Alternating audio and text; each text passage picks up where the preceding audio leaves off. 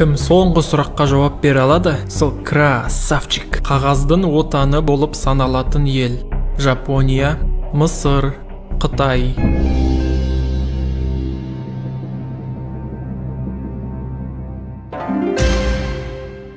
Қай мемлекет кофенің отаны?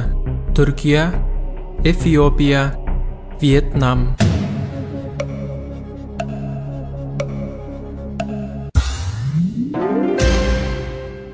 Шахмат ойыны қай елде ойлап табылды?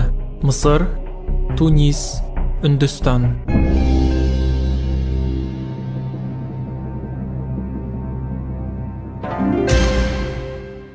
Йогурттың отаны қай ел? Болгария, Франция, Германия.